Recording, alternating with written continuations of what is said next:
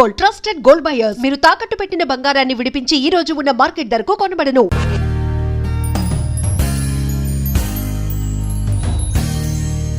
గ్రహణం అనగానే సూర్యగ్రహణమైనా చంద్రగ్రహణమైనా మన ఇంట్లో పచ్చళ్ళు లేదా ఆహార పదార్థాలు ఏమన్నా వాటి మీద ఒక గరిక వేసి పెట్టి ఉంచడం అనేది ఎన్నో సంవత్సరాల నుంచి జరుగుతోంది. అది వేయడం వల్ల ఉపయోగం ఏంటి, వేయకపోవడం వల్ల వచ్చే నష్టం ఏంటి అనేది ఇంతవరకు ఎవరు క్లారిఫై చేయలేదు. మా ఇంట్లో అడిగితే అలా వెయ్యాలి అంతే అని అన్నారు మా పెద్దవాళ్ళందరూ. ఇది కాకుండా రేషనలిస్టులు అందరూ కూడా గ్రహణం వల్ల వచ్చే నష్టం ఏం లేదు, ఆ టైంలో మేము తింటాం, బయటికి పెడతాం, మేము చూస్తాం, దీనివల్ల వచ్చే నష్టం లేదని వాళ్ళు అంటున్నారు. ఏది నిజం అసలు? మీ వరకు మీరు చూసిన దీంట్లో ఏం చెప్తారు సార్? ముందుగా గ్రహణం అనేది మనం వాడేటటువంటి విధానంలో మీరు చూస్తే ఏదన్నా మీరు బుక్స్లో రాసేటప్పుడు దీనికి గ్రహణం పట్టింది, మన వైభవానికి గ్రహణం పట్టింది, అలా వాడతారు, నెగటివ్ టర్మినాలజీగా వాడతారు. కానీ నిజంగా చెప్పాలంటే గ్రహణం అనేది ఒక విధంగా చూస్తే ఒక అద్భుతమైనటువంటి సన్నివేశం. గ్రహణం రోజు ఏం గుర్తొస్తుంది మనకి? అమృతం సంపాదించినటువంటి ఆ క్షీరసాగర మథనం గుర్తు రావాలి. అమృతం వచ్చింది. అమృతం వచ్చిన తర్వాత దేవతలకి రాక్షసులకి పంచుతున్న సమయంలో ఈ స్వామివారి చక్రానికి బలైనటువంటి రాహు కేతు. ఓకే. సో వాళ్ళు సూర్యచంద్రుల నడుమ కూర్చుండినప్పుడు వాళ్ళు కూర్చున్నారు కాబట్టి వాళ్ళు అమృతాన్ని స్వీకరించిన తర్వాత తల నరకబడింది. సో అందులోంచి ఆవిర్భవించిన వాళ్ళే వీళ్ళిద్దరు. సో అమృతాన్ని స్వీకరించారు కాబట్టి వాళ్ళకు కూడా చిరంజీవులు అయిపోయినారు, వాళ్ళకి మరణం లేదు. సో అది ఒక పురాణ గాథగా మనం అందరం చెప్పుకుంటూ వచ్చాం. సూర్యగ్రహణం, చంద్రగ్రహణం అనేది మనకి కేతుగ్రస్త సూర్యగ్రహణం, రాహుగ్రస్త చంద్రగ్రహణం ఇలా మనం పాటిస్తూ ఉన్నాం. మన సనాతన ధర్మంలో, వేద మార్గంలో ఈ గ్రహణానికి ఒక గొప్పతనం ఉంది. ఎన్నో పురాణాల్లో వివరిస్తున్నారు. దాని గురించి మనం పోతూ ఉంటే ఐ డ్రీమ్లో దిల్సే చెప్పలేము చాలాసేపు. బట్ అల్టిమేట్ ఏంటంటే గ్రహణం అప్పుడు చాలా విశేషమైనటువంటి ఫలితాలు ఉంటాయి. గ్రహణ స్నానం 3 స్నానాలు చెప్పబడింది: స్పర్శ, మధ్యకాలం, పుణ్యకాలం. సో ఈ తర్పణాలు చెప్పబడ్డాయి. ఆ సమయంలో తర్పణం చేస్తే పితృదేవతలు అత్యంత ప్రీతిపాత్రులుగా అవుతారు అని. గ్రహణ కాలంలో మీరు చేసిన ఏ దానమైనా 1,000,000 రెట్లు మల్టిప్లై అవుతుంది.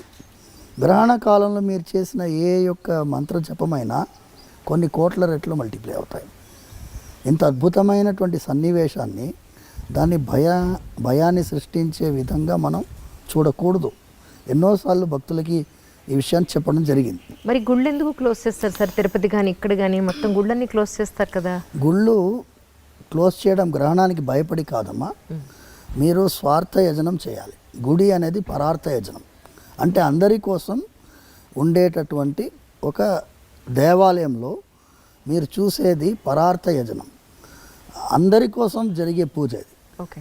సర్వే జనాః సుఖినో భవంతు అనే సంకల్పము ప్రత్యక్షంగా మీకు వినిపించేది మా ఇళ్లలో మేము చెప్తూ ఉంటాం. పురాణాల్లో పారాయణం జరిగిన తర్వాత చెప్తూ ఉంటాం. కానీ స్వార్థ యజనము అనేది మీ ఇంట్లో ఉండే సాలగ్రామ ఆరాధన పూజకి స్వార్థ యజనం. యజనం అంటే యజ్ఞం. దేవాలయంలో పరార్థ యజనం. పరార్థ యజనానికి కొన్ని నియమాలు ఉంటాయి. గ్రహణ కాలంలో మీరు చేయాల్సింది అర్చకులు కానీ, ఆ దేవాలయంలో పనిచేసే వాళ్ళు కానీ, వాళ్ళు చేయాల్సిన నియమాలకి, నిబంధనలకి కొన్ని ఇబ్బందులు ఏర్పడతాయి. గ్రహణ కాలంలో మీరు నైవేద్యం తయారు చేయలేరు. సో ఇవన్నీ కారణాల వల్ల ఆగమ శాస్త్రం విధించబడింది. ఈ సమయంలో మీరు దేవాలయాలకి, మనకి స్వామివారి యొక్క ఆరాధనము మనము నిషేధించి వారికి, ఎందుకంటే మీరు ఫస్ట్ మీరు పుణ్యస్నానం చేసిన తర్వాత కదా దేవాలయానికి వెళ్ళగలిగేది. ఇప్పుడు నేను దేవాలయంలో ఆరాధన చేయాలంటే నిన్న గ్రహణం అయింది. సూర్యగ్రహణం సంభవించిన తర్వాత సూర్యుడిని చూడాలి. సూర్యుడిని చూసిన తర్వాత పుణ్యస్నానం చేయాలి. నిన్న రాత్రి మొత్తం సూర్యుడిని చూడలేదు. నిన్న గ్రస్తాస్తమయం అంటే అస్తమన సమయంలో సూర్యుడిని గ్రహణం పట్టింది. విడిచింది 6:30కి. సూర్యాస్తమన సమయం 5:55. అవును సార్. సో 6:30 తర్వాత సూర్యుని చూడలేం కదా. నిన్న రాత్రంతా మేము ఉపవాసం ఉండి ఇవాళ తెల్లవారుజామున లేచి సూర్యుని చూసిన తర్వాత తర్వాత శుద్ధ మండల స్నానం చేసిన తర్వాత పుణ్యావాచనం చేసుకొని దేవాలయానికి వెళ్ళి అక్కడ స్వామివారికి అభిషేకాలన్నీ నిర్వహించిన తర్వాత భక్తులకి దర్శనం ప్రారంభించాం. అంటే భగవంతుడికి భక్తులకి నడుమ ఉండే అర్చకుడికి కూడా ఈ పుణ్యస్నానాలు అవసరం కాబట్టి స్వామివారు తమల్ని ఆ ఒక్కరోజు ఆ గ్రహణ కాలంలో భక్తులకి అందుబాటులో లేకుండా మనందరి మీద వాత్సల్యంతో అది పెట్టారు. మీరు దేవాలయాలు మూసేస్తున్నారు, దేవుడికే గ్రహణం భయపడిందా అనేటటువంటి వాళ్ళు విమర్శించుకోనండి. వాళ్ళని ఒక్కొక్కరిని బట్టి నేను కన్విన్స్ చేయడానికి దిల్ సేవిత్ అంజలి లేదు. ఓకేనా. రెండవ పాయింట్, ఇప్పుడు గరికె అనేది అద్భుతమైనటువంటి దర్భానికి అంత విలువ ఎందుకు వచ్చింది అంటే గరిక ఎండితే దర్భ అంతే కదండి. ఎండు దర్భనే మనం వాడతాం. అవును. అయితే దానికి కూడా ఇప్పుడు మనకి పుష్కర స్నానం ఎలాగ వచ్చిందో 12 ఏళ్ళకి ఒకసారి పుష్కరాలు వస్తాయో ఈ అమృత భాండం నుంచే పుష్కరం గురించి కూడా వచ్చింది. అలాంటిదే ఈ అమృత భాండం గరుత్మంతుల వారు తన యొక్క తల్లిని వినతాదేవిని శాపం నుంచి విడుదల చేయడం కోసం ఇంద్రుడితో పోరాడి అమృత భాండం తీసుకొచ్చి ఏం చేస్తారంటే ఈ గరిక పైన పెడతారు. సో గరిక పైన పెట్టినప్పుడు ఈ సర్పాలన్నిటికీ కూడా మీరు వెళ్ళి స్నానం చేసి రావాలి, అప్పుడే మీరు ఈ అమృతాన్ని స్వీకరించవచ్చు అంటారు. అంటే అందరూ వేల సర్పాలన్నీ సముద్రంలో స్నానానికి వెళ్తారు. మళ్ళీ ఇంద్రుడు వచ్చి తీసుకెళ్ళిపోతాడు అమృత భాండాన్ని. తీసుకెళ్ళేటప్పుడు గరిక మీద అమృతం పడుతుంది. సో అది అమృతంతో తడిసింది కాబట్టి దానికంతా గొప్పతనం. సో అది గరికె తడిసిన తర్వాత ఈ సర్పాలన్నీ ఏం చేస్తాయి, వచ్చి ఆ గరికె నాకితే సర్పం యొక్క నాలుక రెండుగా చీలిపోతుంది. సో రెండు సైమల్టేనియస్ జరుగుతాయి. అందుకే సర్పానికి 2 నాలుకలు గరికె వల్ల వచ్చి అంత షార్ప్గా ఉంటుంది, కోస్తుంది అది. సో అంత పవర్ఫుల్ అన్నమాట ఈ దర్భం. దర్భానికి అంత గొప్పతనం. మేము పవిత్రం ధరిస్తాము, పవిత్ర పాణి అంటారు.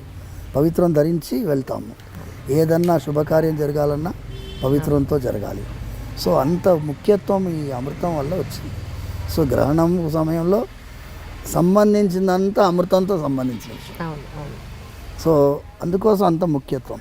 దాన్ని కనుక మనము ఏదన్నా పదార్థం పైన, వండిన పదార్థం పైన, పచ్చళ్ళ పైన, చెడిపోయే పదార్థం పెరుగు అందులో పెడతారు, చిన్న ముక్క పెడితే అది చెడిపోకుండా ఉంటుంది దర్భం వల్ల. ఇది మనం నమ్ముతాం. ఇప్పుడు నమ్మకం ఉండేవాళ్ళు నమ్ముతున్నాం. ఇప్పుడు మేము వెళ్ళి ఈ రేషనలిస్టులని వాళ్ళు అదేమంటారు హేతువాదుల్ని వెళ్ళి కన్విన్స్ చేయాల్సిన అవసరం లేదు. నేను ఇప్పుడు కాదమ్మా, మీకు తెలుసుంటే 20 ఏళ్ల ముందు ఎప్పుడైతే ఈ టీవీ ఛానల్ దూరదర్శన్ తప్ప ఎక్స్ట్రా ఛానల్స్ ఎప్పుడైతే వచ్చాయో అప్పుడు మొట్టమొదటిసారి ఒక ఛానల్లో గ్రహణం సమయంలో నన్ను నేను రానయ్య బాబు కూర్చోబెట్టి ఏం చేశారు, సమోసా అవన్నీ తీసుకొచ్చారు. మేమంతా తింటాం, చూడండి ఏమన్నా అవుతుందంటే. ఇప్పుడు మీరు చిన్న విషయం అమ్మా, తిన్న వెంటనే ఏమన్నా అవుతుందా? ఏమీ కాదు. ఇప్పుడు స్మోకర్స్ ఉన్నారు, రోజు సిగరెట్ తాగుతాడు, ఏమైనా అవుతుందా వాడికి? ఎప్పుడు అవ్వాలో అప్పుడు అవుతుంది. ఎప్పుడు అవ్వాలో అప్పుడు అవుతుంది. అయినప్పుడు మీరు అయ్యో ఎందుకు చేసామరా అనిపిస్తుంది. ఇప్పుడు సైంటిఫికల్గా గ్రహణం సమయంలో lot of other reasons are being చెప్తున్నారు. సైన్స్ కూడా గ్రహణం సమయంలో what are the changes, electromagnetic fields ఏముంటుంది, ఎలా ఉంటుంది పరిస్థితి, వాతావరణంలో ఏ మార్పులు ఉంటాయి, వాళ్ళు రీసెర్చ్ చేస్తున్నారు, ఇప్పుడు ఇంకా చేస్తున్నారు. So let us wait. శరీరం పైన మనది ఏంటి అంటే ప్రకృతితో అనుసంధానమైనటువంటి ఒక జీవితం మనది. అది గ్రహించాము కాబట్టే ఇప్పుడు ఈ CO2 కార్బన్ ఎమిషన్ వాళ్ళు విదేశీ వాళ్ళు మాట్లాడుతున్నారు చూడండి. మన వాళ్ళకి ముందు నుంచే తెలుసు, ఋషులు వాళ్ళు ప్రకృతితో అనుసంధానంగా మీరు జీవించాలి, ప్రకృతికి విపరీతంగా మనకు ఏ కార్యక్రమం చేయకూడదు అనేటటువంటి విధానంలో మనం జీవించాం. కాబట్టి చాలా విషయాల్లో ప్రకృతితో సంబంధించినటువంటి అంశాలు మనం చెప్తున్నాం. గ్రహణం కూడా ప్రకృతితో సంబంధించిన విషయం. సో గ్రహణం సమయంలో గర్భిణీ స్త్రీలు కొంచెం జాగ్రత్త పడాలని చెప్పాం. అది మూఢనమ్మకం, అది ఇది అన్నారు. ఎవరెవరు మూఢనమ్మకం అన్నారో వాళ్ళు చాలామంది ఈ వైపు వస్తున్నారు. ఇప్పుడు ఈ వైపు వస్తున్నారు. మీరు చూడండి, ఎక్కడైనా బిగ్గెస్ట్ రేషనలిస్ట్ సైంటిస్ట్ వాళ్ళు మేము చేసిన ప్రయాణం అనేది సరి అయిన ప్రయాణం కాదు, ఈ రాజమార్గంలో ప్రయాణమే సరైన. త్యాగరాజ స్వామి పాడాడు, చక్కని రాజమార్గం ఉండగా సందులో దూరనేలా అని పాడాడు. అది సందు తెలియదు, ఎక్కడపోతామో తెలియదు, అందుకోసం ఇటువైపు రావడమే మంచిది. ఇది ఏంటి అమ్మా, కొన్ని వేల సంవత్సరాల చరిత్ర ఉన్నటువంటి సనాతన ధర్మం. ఇది వేద మార్గం. వేద మార్గం ఏమంటుంది, చిన్న విషయం అమ్మ, నా అప్సు మూత్ర పురీషం కుర్యాత్ వేదం చెప్తుంది. నీళ్ళల్లో మీరు ఎప్పుడు కూడా మీరు పాసిపోయకూడదు అని చెప్తుంది వేదం చెప్తుంది. నదికి ఉండేటటువంటి మనకి గౌరవం చెప్తుంది. నదీ స్నానానికి వెళ్ళినప్పుడు మీరు సోప్ కూడా రాసుకోకూడదు అంటుంది. ఇక్కడ సోప్ రాసుకొని నదిలో స్నానం చేయకూడదు. నదీ స్నానం చేసి వచ్చి మీరు ఇంట్లో సోప్ రాసుకొని స్నానం చేసుకోవచ్చు. నదీ స్నానానికి ఈ కెమికల్స్ పూసుకొని స్నానం చేయకూడదని శాస్త్రం చెప్తుంది. అంటే ప్రకృతిని గౌరవించి, ప్రకృతిని గుర్తించి, ఒక తల్లిలాగా మనం నదిని భావించినటువంటి వాళ్ళం. ఎవరికైనా నచ్చకపోవచ్చు. న్యూజిలాండ్లో పోయిన ఏడాదికి ముందేడాది they have declared a river as a living being. అవును, సుప్రీంకోర్టు తీర్పు న్యూజిలాండ్లో. వాళ్ళు మా 70 సంవత్సరాల పోరాటం అన్నారు, కొంతమంది 300 సంవత్సరాల పోరాటం అన్నారు. నదిని ఒక జీవిగా గుర్తించి, లివింగ్ బీయింగ్గా గుర్తించి తీర్పిచ్చారు. మనం గుర్తించే తీర్పు కాదుగా, మనం ఆల్రెడీ ఫాలోయింగ్. అవును, కొన్ని వేల సంవత్సరాలు. కానీ ఒకటి సరే, నదులన్నింటినీ మనం పొల్యూట్ చేస్తున్నాం, ఇప్పుడు మట్టిని చేసేస్తున్నాం, భయంకరంగా పొల్యూట్ చేస్తున్నాం, భయంకరంగా. ఇప్పుడు హుస్సేన్ సాగర్ ఎలా ఉండింది, ఇప్పుడు ఎలా ఉంది? ఏ చెరువు అన్నా తీసుకోండి, ముందు ఎలా ఉండింది, 50 ఏళ్ల ముందు ఎలా ఉండింది, ఇప్పుడు ఎలా ఉంది? అంటే మనం డెవలప్డ్ అనుకుంటున్నాం, కానీ డెవలప్మెంట్ అంటే ఏంటి? చెరువులో బిల్డింగ్ కట్టడం కాదు. ఇప్పుడు ఎన్నో ఇండ్లలో నీళ్ళు వచ్చినాయి వర్షాకాలంలో. ఎందుకు? లేఅవుట్ బ్రహ్మాండంగా వేశారు, బిల్డింగ్లు బాగా కట్టారు. ఎక్కడ కట్టారు? చెరువులో. నదీ ప్రవాహంలో నది ఆనుకొని బిల్డింగ్ కట్టాం. నదీ ప్రవాహం ఇంతే ఉంటుంది చెప్పలేం కదా. ఫుల్ ట్యాంక్ లెవెల్ అని ఒకటి ఉంటుంది, FTL అంటారు దాన్ని. FTL అంటే చాలా వరద వచ్చినప్పుడు ఎంతవరకు నిండుతుందో అంతవరకు. కానీ FTL ఏం చేస్తారు వాళ్ళు? ఆ ఇటుక రాయిని తీసి ముందుకు జరిపి ఇదే FTL అని చెప్పి ఇంత ఎంక్రోచ్ చేసుకుంటారు. అలా జరుగుతుంది. సో వాళ్ళకి మన గురించి మాట్లాడే అధికారము లేదు, అర్హత కూడా లేదు. అందుకోసం వాళ్ళకి మనం సమాధానం చెప్పాల్సిన అవసరం కూడా లేదు.